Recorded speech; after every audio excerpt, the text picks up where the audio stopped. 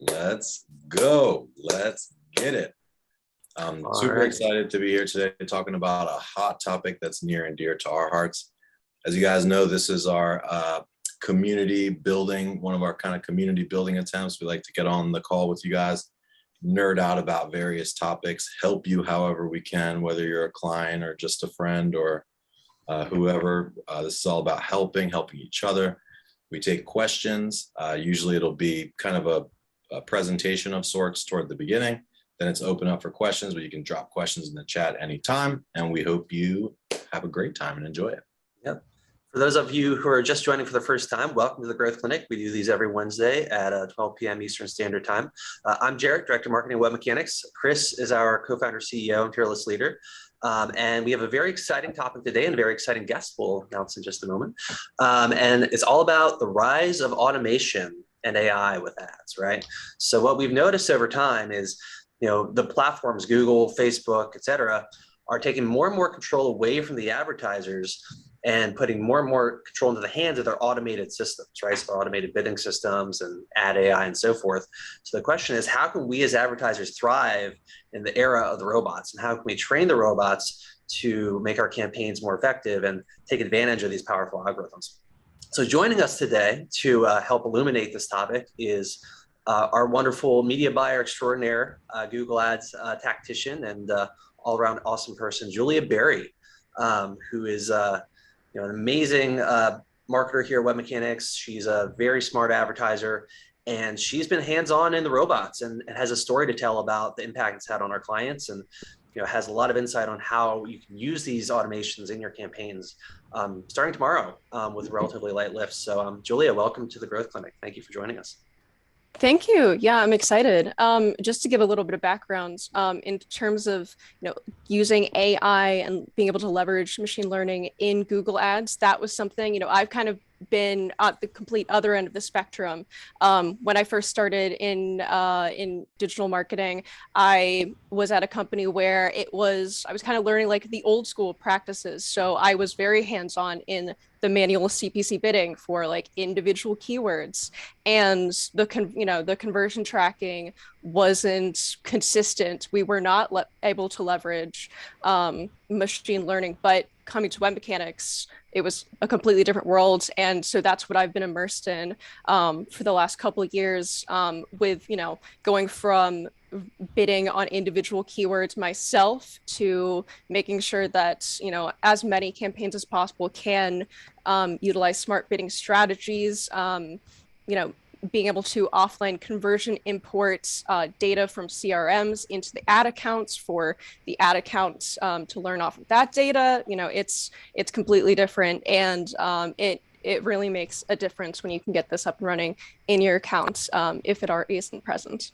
Yeah, and Julia, to your point, you've seen both sides of the spectrum. So sort of the challenges of manual bidding and also the challenges of automation, the opportunity of automation as well.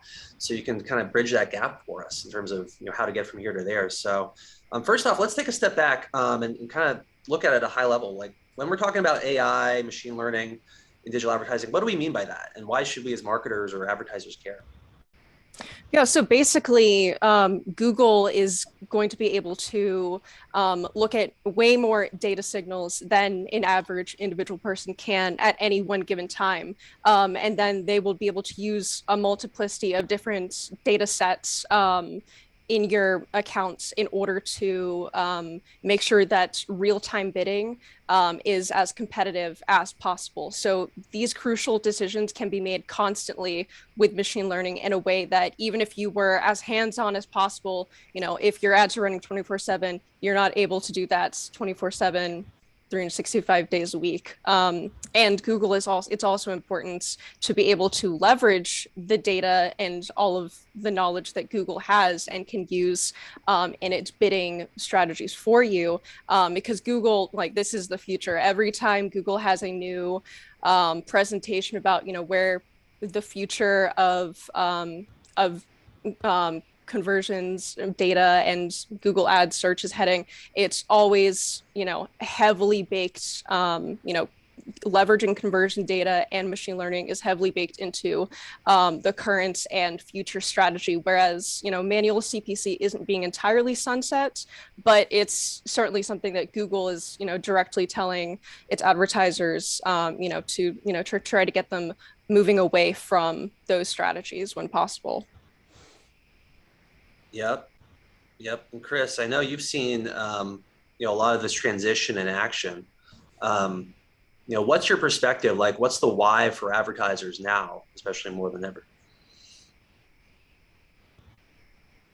Oh, you're muted. So this has been Google's MO for quite a while, just this idea of like, hey, let Google do it for you. To Julia's point, almost every single feature they add or upgrade is geared toward this. I've historically been quite skeptical of it, but at this point, the ability that we have to tie in down funnel data, like actual business results data from CRM, into those gives me a lot more confidence, because it's like, I don't want to just let Google do it. Google doesn't know anything about my business. They don't know what this is, like, hey, like Google will say, we can identify the visitors with the highest intent, but intent to do what? I mean, so the fact that we can actually now speak algorithm in a way and speak back to Google, sharing some of that anonymized business data, I think has made me into a believer. Like historically, I've been like, yeah, AI this, AI that. You're not really using AI. But at this point, the fact is we're all using AI, whether we know it or not is the key question, and whether we're putting appropriate guardrails into place for the AIs or for the AI to learn. So I've gone from pretty much over the past 5 years, from pretty much like skeptic of AI to like AI is now, like AI is life, like AI is in my pocket every day. So I think that it's one of these things where you're not quite behind the curve yet if your AI game's not tight, but you will be in a year or two if you don't start getting it together. Absolutely. And I know one of the big concerns a lot of advertisers have, because I had this too. I was also skeptical when Google started saying, hey, give us control of your campaigns, your bidding, and so forth, is that lack of control. So I guess, Julia, starting with you, like, assuage my concern as an advertiser, like, aren't I just giving up control of my campaigns to an AI that's kind of a black box? So you are, letting Google make decisions for you, but you're also laying down the terms of those the conditions that they need to reach in order to see success. So basically, you are telling Google, for a smart bidding strategy, the conversion or conversions or conversion value to obtain. And Google is going to work hard in order to reach that goal. And, in terms of approaching Google with skepticism, I certainly do, especially when it comes to, like, if you've ever been to the recommendations tab, a lot of them kind of boil down to spend more money. So, it's important to not just like mass auto apply, but, Google is, as much, as Google is a business and wants you to spend more money on advertising, when you are utilizing like their machine learning, they are actually going to use the signals. And, if you're using like a target CPA strategy, if it can't meet the target CPA that you give it for a conversion, it will not spend the rest of your budget. It will constrain the spend on that campaign. So, and like I was saying earlier, in terms of like Google can do the real-time auction bidding based on, a vast variety of multiple contextual signals. It can do that for you, and it can do that for you all the time in a way that no advertiser can. So I kind of think it more about, like, you are the manager. You're telling Google, you're giving the expectations to Google, and then Google is going out to do that for you. So it is, in some ways, Google does try to, take control back in certain ways. Like, for example, when Google a year or two ago decided that, you would no longer be able to make expanded text ads, and you could only make the responsive search text ads. Google can take control away in smaller ways, but in terms of, allowing the bidding to be based on Google's machine learning, you are still in control there. as long as you're making the right conversion decisions to base the machine learning off of, as well as, as long as you make sure that your conversions are being properly tracked so that the signals you're giving are actually legitimate for the platform. Gotcha. So it's almost like a mindset shift where I'm moving from an individual contributor in the platform to your point, more of a manager and kind of directing these robots or these automations to essentially do my bidding, literally and figuratively. Yeah, exactly. Yeah. Chris, anything you'd add to that? Any other painkillers for advertisers worried about losing control? Well, I think, advertisers worried about losing control. It's just like do the funnel math, understand what the value of these different, visitors or behaviors are, and then bid accordingly. And if Google can't meet it, then it's not going to spend. So that's what we mean by having like really tight kind of rails for Google to operate within. And then if it's not spending, we kind of have to take it back to the drawing board and see like, okay, well, how can we get it into a reasonable level? Yep. But I think the main takeaway as marketers is the ante has kind of been upped. Like it's still really important to know all of the details of Google ads and Facebook ads and the different native platforms. To have some basic you don't have to be an AI expert. I'm not an AI expert. Like I'm not a statistician or some kind of like data scientist necessarily, but I'm also, I can use a light switch and I'm not an electrician, or, I'm not an electrician. Yep. So it's a very similar concept, but I think the real thing, and Julia, this is in my opinion, like what takes you from sharp to just downright dangerous is, I don't know if you have an MBA or not. Do you have an MBA, Julia? No. But you act like you do, and you talk like you do, and you think like you do, and you might as well, basically. Like you really understand business. Like I hear Julia on the call with her clients, and she's asking like very, very poignant questions.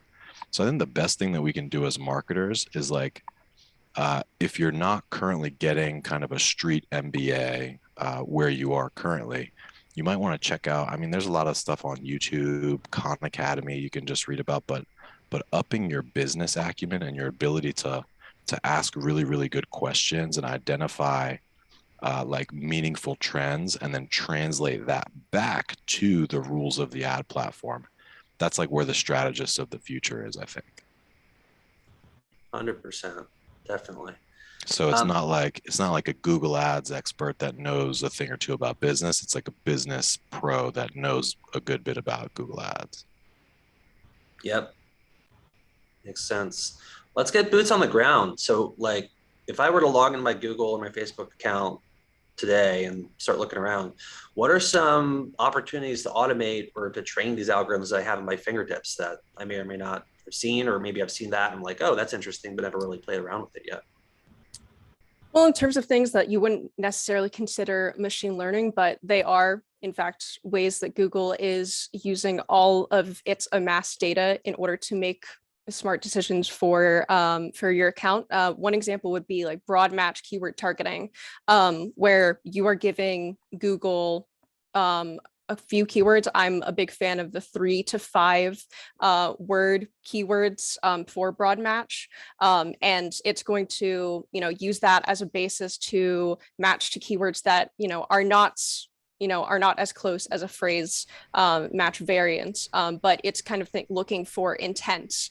And, if you have, I'm a big fan, if you haven't already, of putting observation audiences in your account, because Google's smart bidding strategies will look at the observation audiences that you have in there and will be able to cross-reference those audiences, cross-reference those data points in order to better serve your ads to people, to customers with higher intent. So that's just a little tip and something that I've been personally working on in accounts. But yeah, broad match is a way in which you can use AI even, but with that caveat, I'd also give the caveat that when using broad match, you also want to have a very robust negative keyword list in order to filter out some things that Google's smart, but sometimes it will still match to things that it thinks are synonymous, but as a human being, that one term which is like can mean a completely different thing, and Google might be very far off in its guess at a keyword that you should be targeting.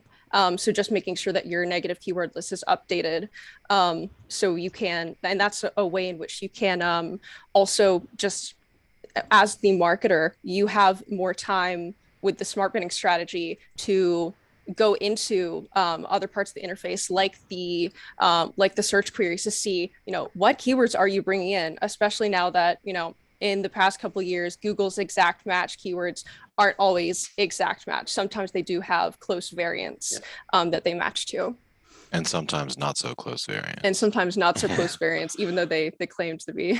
Exactly. Yeah, Jack's got a great follow-up question on that. Could you speak a bit more about best practices for observation audiences? So that applies to both pixeled audiences and offline conversion lists. Yeah, so it's going to be based off of any kind of audience that you feed into that, which could be offline conversion lists. Again, this would be an observation audience rather than a targeting audience, so that it's just open. Google's open to just use those audiences in the campaigns as more direct signals. And so, yeah, I would definitely recommend, if you have offline conversion lists, if you haven't already connected your CRM to Google Ads, to do that, because then you can build up those audiences in order to to give Google a better idea of who they should target. Although I will say, in terms of like the scale of data that Google is going to have with like an in-market audience is going to probably be a lot more vast than the scale of data that they'll get from your offline conversion list. So I would say, in terms of like what makes more of a difference there, or like what, I'm a big fan of the custom match audience list and being able to utilize that within the Google platform. But in terms of in terms of like cross-referencing, Google is going to be able to cross-reference a lot better with the much the audiences of millions in market segments. Yeah. Thanks. Cool. That makes sense. So when would be a good time for an advertiser to consider implementing some of these automations in their campaigns? Like, who would be a good candidate versus not a good candidate for this? It's definitely going to be hinging on the amount of conversion data that you're bringing in, and also the fact it's always worth checking that the conversion pixel that you've set up, or the conversion that you have in the account, are firing correctly for the given conversion. So Google will tell you that you should have at least 30 conversions within a 30-day period. I like to err, if I can, I like to, get, like 1.5 or 2 times that if possible, but sometimes, that's not possible. So 30 is good to start out with. I have seen success with an account where we were initially getting only a couple conversions. This was like a mid-funnel campaign for gated content downloads, and these were also not to introduce too many topics here, but these were also qualified conversions. So these are what we're considering.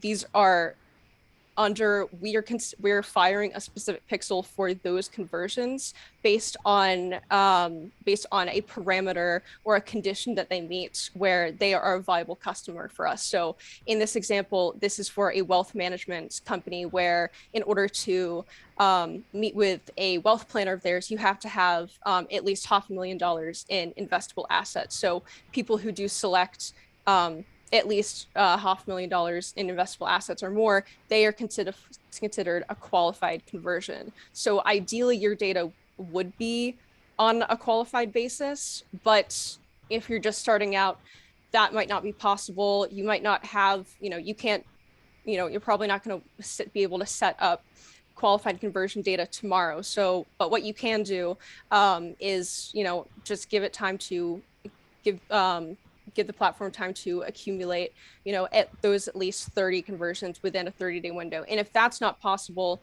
you can also, think, is there an earlier step that we could fire a conversion event for that still signals intent? It might not just signal the same level of intent as, per se like a meeting, like a scheduled meeting. Yep, that makes sense. And you raise a good point about, the data inputs when you're dealing with machine learning and AI are super important, right? Like the higher quality you can make that input and the more relevant it can be to the business outcome you want to achieve, the more likely you're going to get what you want at the other end in terms of the output, right? I think that's a huge point. Chris, any other considerations for when to start using automation or how to I kind would say of... basically ASAP, but I've got a question for the audience actually, and I'm wondering, just by either show of hands, react, or something, do you feel like you're currently using AI pretty effectively? If you could just drop a yes in the chat or a no. Yes, using it effectively, or no? And if no, what would you say the challenges to adoption are for you? Just curious. Anybody? Jack, I know you guys are pretty advanced. Well, no, I mean, I think you're more advanced than most anyway. Yeah, I Yep, think conversion tracking I is a think pain. I think we're using the tools and utilizing the tools, but we could do a better job of connecting the whole funnel. But Yeah, yeah, I do think it's not like we're not using it. no, Jalon says, and connecting all the integrations and contribution modeling is the challenge. Interesting. Okay. And Jim says conversion tracking was a pain to set up and deploy within GTM. That's definitely true. So what about so I want to talk and hear some more detail about some of your individual situations and see if we might be able to help. But Julia, if you just met, a new client off the street and they were like, yeah, we use all the standard stuff. Like we've got a CRM, we've got this, we've got our campaigns. We're not using AI. Like what's the kind of the abbreviated way to just like the 80-20 almost? Like what's the lowest amount of work that you need to do to like get yourself onto that path, in your opinion? Well, in terms of just bid strategies, if you're using manual CPC bidding, just switch that to enhanced CPC. Again, enhanced CPC is kind of like it's like the lowest form, or like it's the least advanced form of bidding based on conversions, but it is still taking in conversion data into account when it is bidding on keywords for you. So if you're not already doing that, that's, a very easy opportunity to take. And in terms of, I definitely sympathize with setup of conversion tracking. That is probably anything that is, gets into that more technical realm is probably some of my least favorite things to do. And I'm very grateful to have a dev team to rely on there in order to troubleshoot.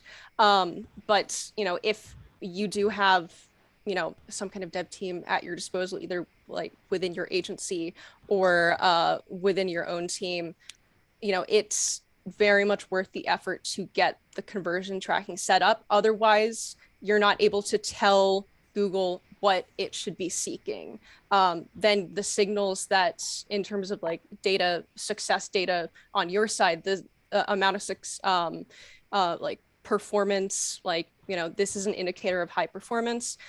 You're much more limited if you don't have the conversion tracking properly set up. Totally. Yeah, and we use our process is called revenue-driven optimization, which couples this like AI and data training concept with also a creative strategy. And I give a talk, I go around and I give this talk called How We Train Robots. And I can give you an abbreviated version of that if you'd like, but one thing that I say often, and I definitely do believe, is that even if AI and ML didn't exist, like even if they were just totally made up and Google actually had no secret sauce, just by simply having a column, like an additional column in your report that reports on down funnel data, will make your will stretch your spend much, much further. Because if you're looking at 10 campaigns where the average cost per lead is averaging between whatever 10 and $50 a campaign, and you have no other column, like no down funnel column that says what happened to these individual conversions, then chances are you're doubling down on campaigns which are actually not as profitable from a return standpoint as some of the ones with the more expensive or higher quality leads. So I think about basically the shortcut method, in addition to Julia's idea of switching to smart bidding, is that if you can just get that one conversion set up, go into your account, create a new conversion, and figure out a way to get that down funnel data piped back by hook or by crook. And by the way, you can upload it manually, like if you have no other options. But simply having that additional column and that additional level of visibility, even in the absence of AI and ML, will make your campaigns much more effective and your CEOs much happier, probably. Yeah, well put. I'm curious, as we're going about implementing, machine learning and some of these tools, are there any mistakes we should look out for, or things we don't want to do when setting this up? Yeah, I mean, to go back to the point about making sure your conversions are properly tracked, I mean, that's, it might seem like a no-brainer, but, I would definitely still recommend, even if, you think like, oh yeah, my conversion tracking is fine, just to go to the conversions tab in Google Ads and make sure that, if you have account level conversion settings, or if you're basing your like a campaign's conversion events off of one of the different categories of conversions, which has changed. The layout of that conversion page has changed in the last couple months, just to make sure that if it's a conversion that you want Google to optimize towards directly, that it's set to primary rather than secondary, because secondaries for Google, that conversion event is, if it's secondary, it's just going to, it's more of an observation. It's just going to, count the conversions, but it's not going to make decisions based off of the secondary conversions. It will be making decisions based off of the primary conversion events. I think that that's important. The machine learning is only going to be as good as the data you feed it, ultimately, especially when it comes to the smart bidding strategies. If you're telling Google to search for this conversion event, Google is going to strive to obtain those results, but it's only as good as the results that you're giving it. And if there is a problem with the conversion firing, or it's just maybe not a signal that is strong enough in terms of intent, then that's something that you might need to reevaluate. Gotcha. That makes sense. Yeah, and again, it goes back to the data and what we're feeding back to the algorithms. Chris, any mistakes come to mind for you? I think there's a lot, but one of them, the one that came to mind immediately, was not using values, like not using event and goal values, as well as not really thoughtfully selecting the conversion type, like whether it's a view content conversion or what have you.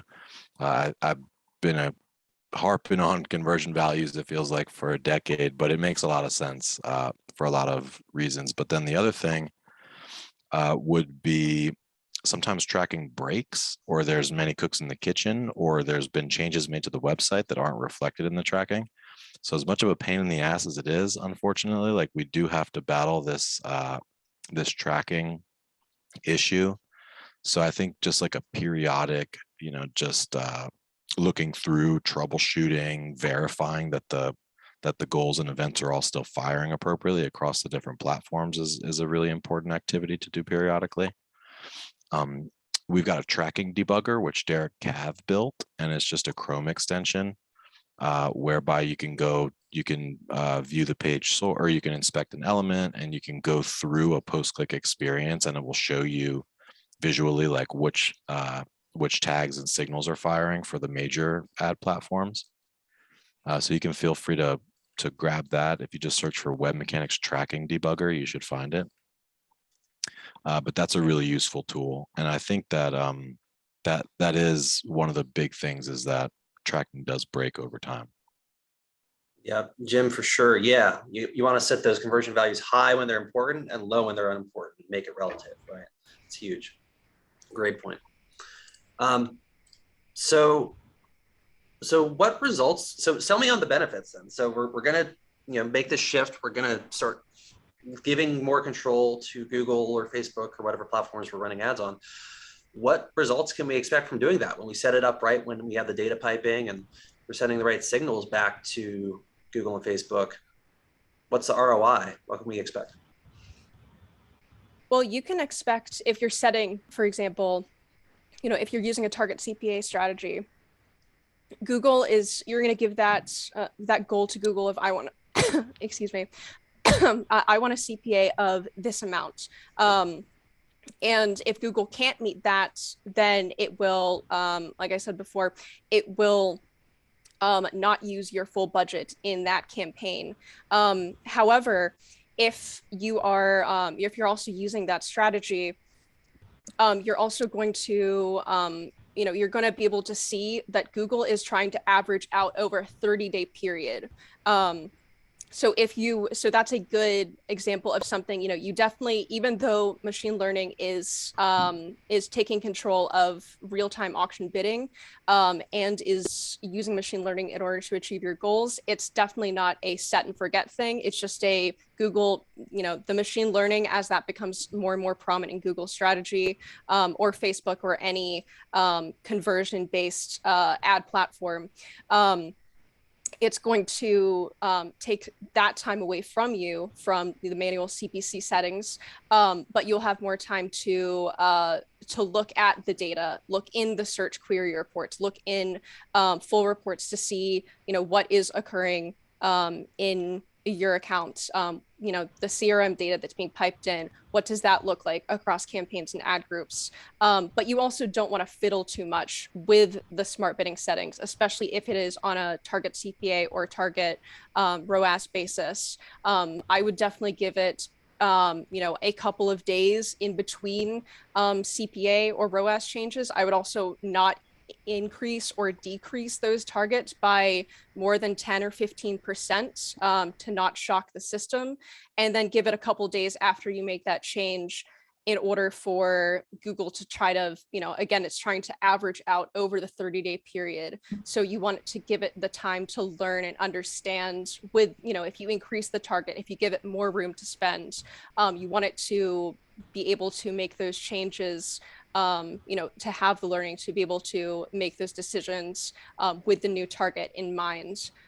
So just making sure, there is an element of not fiddling too much with the automation, at least, just the initial learning period of 2 weeks. You want to kind of keep things, be kind of hands off in terms of the bid strategies. And after that point in time, if you want to be hands-on with the bidding if you're giving it a target, but you also want to make sure that the changes you're making aren't too drastic, just to let the algorithm learn and do its thing without you constantly moving the goalposts back and forth. Yeah, it's kind of like the stock market, right? Where if you watch it every hour and you freak out, and you keep tweaking it, it's not going to go well. But if you give it time and let the data collect, the algorithm will have the information it needs to make decisions, and you'll be able to view that and make decisions at the macro level as well. Yeah, I would add a couple things in terms of selling AI. I mean, ultimately, it's just you're getting more out of your advertising dollars at the end of the day. Like that's the primary appeal. There's a lot of secondaries, but like we have clients that are seeing CPAs that are lower than they'd ever thought possible. And the cost per lead, the funny thing is that the cost per lead is not always that remarkable, but the cost per sale usually is at least 20 or 30% less than what it was beforehand. So that's the main, bottom line. It's like a dollars and cents thing. It's just a profitable thing to do. But there's a lot of sub benefits also. So for instance, in terms of FOMO, like, hey, at least you're not falling even further and further behind. You're aligning with these very powerful and far-reaching ad platforms in such a way that leverages your unique first-party data to not only find the best customers, but also to have guardrails in place. So it's like, okay, Google, you can do whatever you want with my budget, just so long as blank. And then you get a really clear signal if that's not working, because like Julia said, it's just not spending. By the way, that same thing, that same concept of guardrails, and really the entire infrastructure of what we're setting up here is the same on different ad platforms. Like, they're called different things, they have different event and conversion types, but the general list of things, behaviors that lead up to the sale and the sale itself should be the same. So by getting it in place right now, you're kind of future-proofing yourself in a way, and you open yourself up to things that you would never previously bid on. So for instance, like, you might never do a display campaign or a discovery campaign because you've had bad experiences with it bringing in junk traffic or what have you. But again, if you're setting the rules and the guardrail and the budgets, then you're ultimately in control, even while giving control away. It's kind of like autonomy within a framework, just like with management. It's like, if you're a manager of a person, you're like, hey person, please do this task. You don't necessarily have to tell them exactly how to do it, but just so long as they do it, it's working. But for the individual buyers, like if any of you are actually in platform, it's a lot less tedious work to do it this way, therefore affording you a lot more time to do the more meaningful and higher impact, higher yield per hour types activities, such as talking to customers, listening to calls, learning more about the business, spying on competitors, writing awesome ads, focusing on your landing page, and not like having to spend your whole day, manually changing bids. Yeah, I think the more that we talk about how important AI is for Google and, virtually every other ad platform that's able to base its decisions on conversions and on, overall broader data points. I think a lot of times smaller things that, like writing ad copy, producing creative, that is somewhat taken for granted. And that's somewhere where I personally am a believer that, at the end of the day, the best ad copy is going to be one that is actually produced by a human, and that shouldn't be overlooked or taken for granted. The intuition of a person, I think, is just, much better than, Google's current capabilities, although I'm not anti-dynamic ads by any means. I think, dynamic keyword insertion in ads, that's great. I love using that. But in terms of, writing ad copy and then testing that, that's another opportunity that you get when you get more time back from allowing the machine learning to do its thing on the bidding side. That gives you more time to look at the keyword search query data. That gives you more time to write ads that that really resonate with your audience, and then test those ads to see what kind of wording makes a difference. I come from a literature background, specifically studying like British poetry, so like the level of the word and the syllable is extremely important to me, and that's the reason I got into advertising, digital advertising in the first place. So writing ad copy or any other kind of creative production, or writing precise site link extensions, using all the different tools that that Google allows you in terms of like customize. I'm a big proponent of that, and I think that that's something that you should be doing even as you're giving away more control with the machine learning being handed over to Google. Yeah, thank you guys. This is awesome. And I'm curious to turn it over to the crowd. What questions you guys have about AI and automation, and how you guys are implementing it.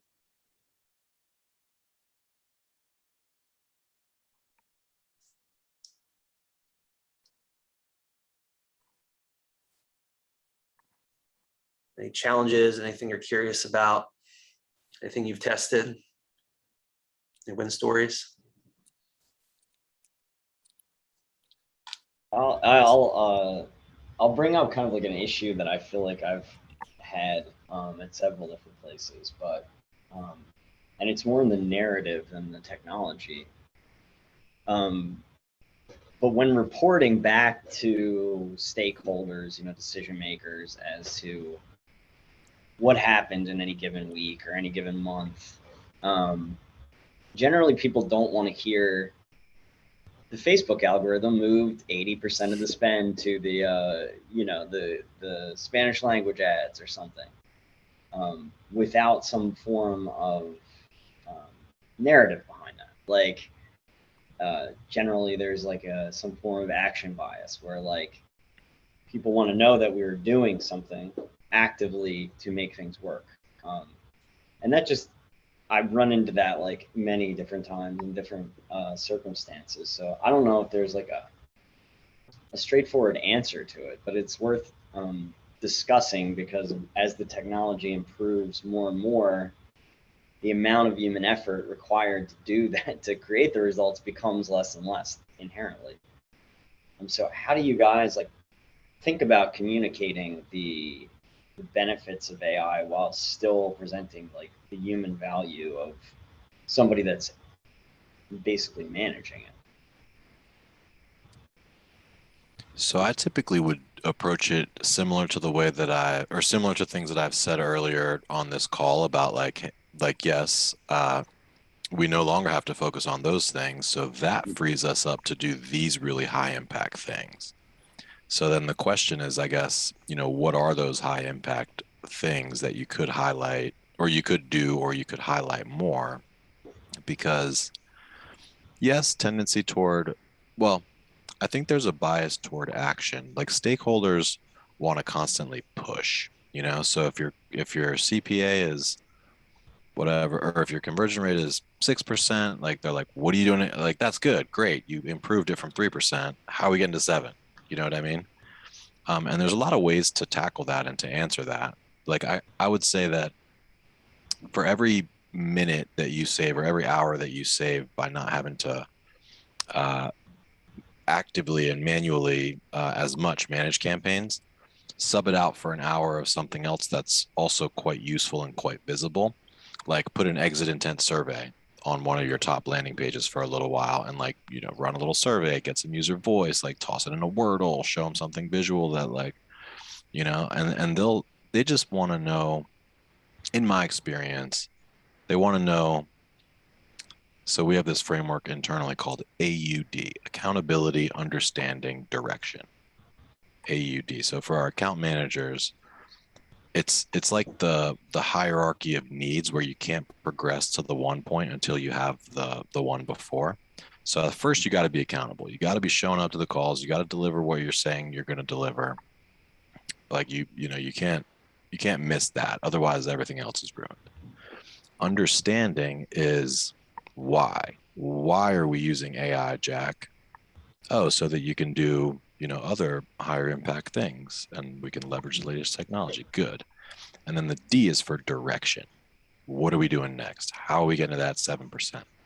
So if you think about those 3 things in your narrative, the accountability part, you don't really have to call out, because the stakeholders know generally whether you're accountable or not. But you really want to focus on the understanding. Like, do the stakeholders understand that, yes, I could do more activity in this count, but that may indeed be harmful for us? And then if they do understand that, then they should be open to whatever direction you suggest or provide in terms of what you ought to be doing. Yeah. Yeah. Is that helpful at all? Yeah. Okay. So AUD.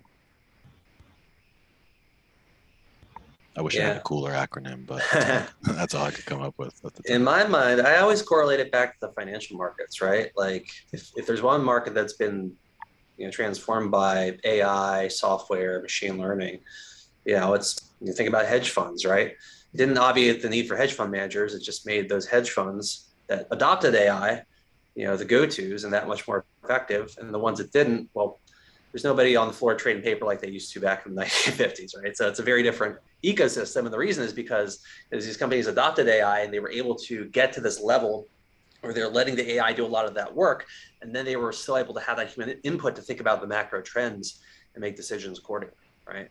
So I think, just like that, the financial markets, marketing, and many other domains are going to go the same way, right? It's on the onus of companies to realize that that's where the trend is headed and start to adopt those practices if they want to remain relevant in the decades ahead. Jim brings up a really good question too. He says, seems like you need a lot of traffic and conversions. Yep. Which is true, and that is an issue for some.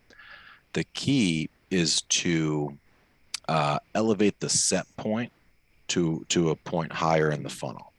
So say that you're getting like, only, I mean, if it's a very, very small amount of traffic, it's still going to be hard, but say that you're getting like only 10 or 20 leads a month, you probably get that from 100 or 200 or 300 or 500 visitors. So if you have your set point be just those leads, it may be insufficient data, but moving up in the funnel would be tracking a behavior that leads to a form fill, which I have this term I use called zombie scrubber. So a zombie scrubber is basically an event that fires when somebody does something. Like it doesn't need to even be much, but the highest potential place that you could, or the highest point in the funnel that you could potentially fire an event would be just a basic engagement. So that might be scrolled 50% of the more of the way down the page, or visited more than one page, or like made keystrokes or active, or did a mouse click somewhere on the page. So if you are getting 500 visitors a month, you'll probably get at least 100 or so success signals firing if you set up a zombie scrubber. And of course, try to get more traffic too at the same time. But as you get more and more traffic, or as you can scale your spend, then you can switch the set point to be somewhere a little further down the funnel. Yeah, that is really helpful. We had the problem initially when we didn't have enough content, enough ads, enough keywords, and we didn't have any of the conversion tracking or conversion values. We didn't know what was going on. And as we kind of got those things nailed down, things started to really improve. The challenge that we have right now is the business that we're working on is kind of seasonal. So it drops way off during the summer. And right now, like we're looking at like almost nothing, and we get maybe 700-800 unique visitors a month.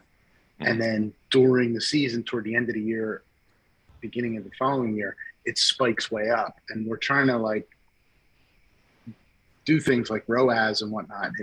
We switch it on to ROAS and it drops to near nothing. And then we switch back and it starts to perform again. And we're amateurs, so we're just trying to experiment. And sometimes we experiment too much, too fast, and then we just totally mess it up.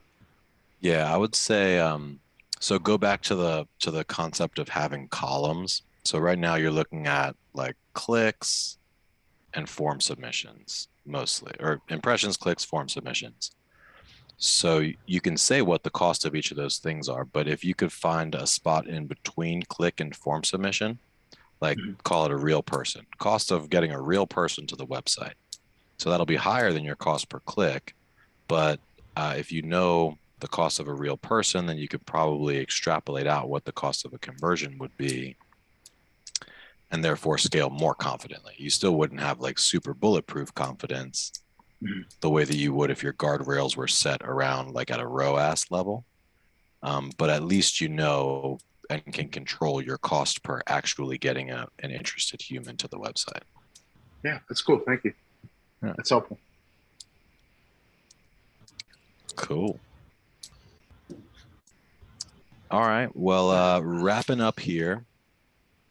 We got 5 minutes left. Are you any wish list topics? Is there anything? What are you guys working on right now? What are you struggling with? What are you intrigued by, trying to learn more about? What are some of the things you've been reading lately? Like, what are you into? What would you like to see as a topic on this?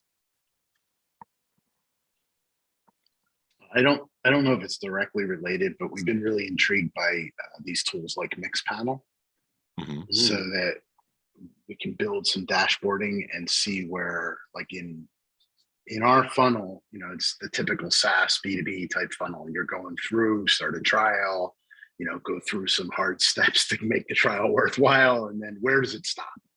And so like those kind of things we're doing, and we're hoping that gives us some more named attribution than what we see with analytics. Like we're really confused about like the Google GA4 or whatever versus with event tracking versus the old, and how to attribute things and see where funnels drop off. It seems just overly difficult, or I'm just not as smart as I need to be. Yeah. So, Oh, I feel you. That's actually good. Maybe it would be a good time to do GA4, because Yeah. last time we spoke about it, we had just started scratching the surface, but we've since done several projects for clients and setting their GA4 up. So maybe we could grab Derek Cav or something and just do like Yep. or is GA4, are you guys using GA4 already, Jack and EJ? No, I hate GA4. Do you use GA? You use I GA? use GA extensively. If I Yeah. have to move to GA4, then I'll probably use a different tool, honestly. Is It's just- GA for you, Jack? Is that your like source of truth in terms of the quantitative? No, we use Mixpanel. Oh, you use Mixpanel. Yeah. Interesting. yeah. And all the reading that I keeps coming back to, oh, you're going to hit these problems in GA4. You're going to hit this. You're going to hit this. Just use Mixpanel. You won't have those problems. So like, that's my frustration. Interesting. Yeah, I should check. I'm not too familiar with Mixpanel. I use it, but it was a long time ago. What do you guys like about Mixpanel? It's just simpler, easier. Is it kind of I'm like actually point? not sure. I don't really do anything with the website analytics, but yeah, well, I think our analytics person could tell you that. Oh, okay. I tried a different tool called Heap, and which I don't know how similar it is to Mixpanel, but it is more like event based. I think it's better for, it says it's better for like tracking more like apps. I think it's kind of closer to what GA4 wants to be, but I don't have much more insight into it. In that GA is just such a great product. I always just find myself going back to that because I know where everything is and how everything works, and it's really a shame. I think it's a bad move by Google to bet on GA4 so much. Well, it seems that GA4 and GA are using a completely different methodology, and both methodologies have an application. But for what I want to do, where I'm seeing traffic sources and attribution, and I'm seeing stuff coming out with Search Console stuff and all that, it's all in Google Analytics, and I just get very turned around on the other stuff. But I've never been able to figure out properly the attribution, and that's kind of what I'm leaning toward with Mixpanel. So, but I would be thrilled if you guys were able to talk about, show maybe a proper setup for GA4, because I have no illusions that mine is really well done. Yeah, there's definitely some interesting features about it. I think it's one of those things that's fundamentally more powerful, more configurable, more customizable than before, but therefore a little bit harder to use. Just like if you think about Microsoft Excel is like pretty complex. There's like a lot of features and functions versus when Google Drive first started, it was just really bare bones and simple. But now that you mention it, like I could see, because I think Google Analytics has like the vast majority of market share in web analytics right now, but I could very well see a scenario where they lose quite a bit of market share to especially for, simpler use cases. We do have some clients that use Heap, and it's pretty cool.